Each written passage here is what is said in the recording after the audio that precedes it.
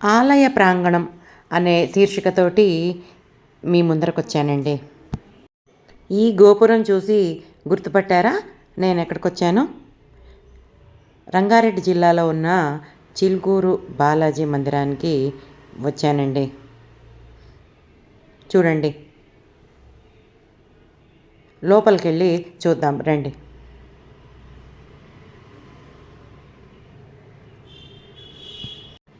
లోపలున్న దేవుణ్ణి చూద్దాం రండి. ధ్వజస్తంభం దగ్గరికి వచ్చాను, చూడండి.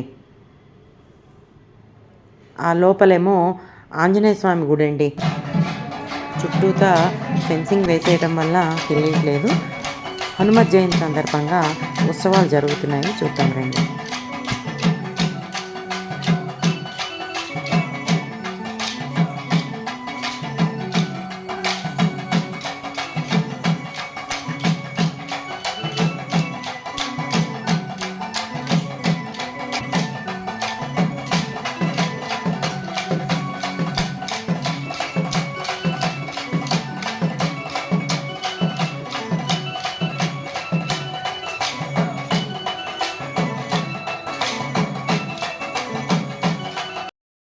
హనుమత్ జయంతితో పాటు బ్రహ్మోత్సవాలు కూడా చేస్తున్నారండి.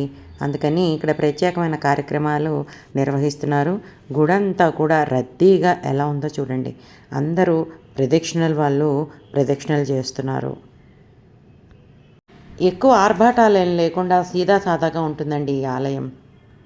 స్వామివారి మూల విరాట్కి ఫోటో తీసుకొనివ్వలేదండి. ఇలా ఉంటుందన్నమాట.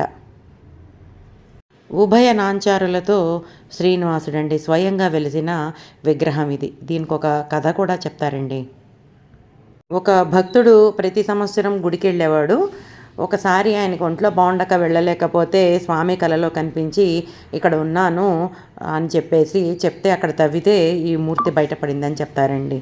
ఇక్కడ శివాలయం కూడా ఉంది, చూడండి. లోపల మీకు లింగం కనబడుతుంది.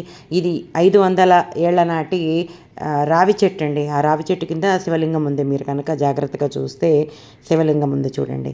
శివాలయం. ఇక్కడ ప్రత్యేకత ఏంటంటేనండి, ఇదిగోనండి ఎంత పెద్ద రావి చెట్టో చూడండి. ఈ గుడికి 500 సంవత్సరాల ప్రత్యేకత ఉందండి. ఇక్కడ ఏంటంటే స్వామివారిని కళ్ళు తెరిచే దర్శనం చేయాలంటారు. షాపింగ్ అది కూడా బయట చాలా ఉందండి.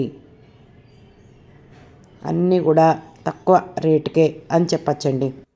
ఎంతోమంది చిన్నకారు వర్తకులందరూ కూడా ఈ గుడి మీదే ఆధారపడతారండి. ఇక్కడికి వచ్చిన భక్తులందరూ ఇక్కడ షాపింగ్ చేస్తారు. ఇదండి, మీ అందరికీ కూడా స్వామివారి అనుగ్రహం కలగాలని కోరుకుంటున్నాను.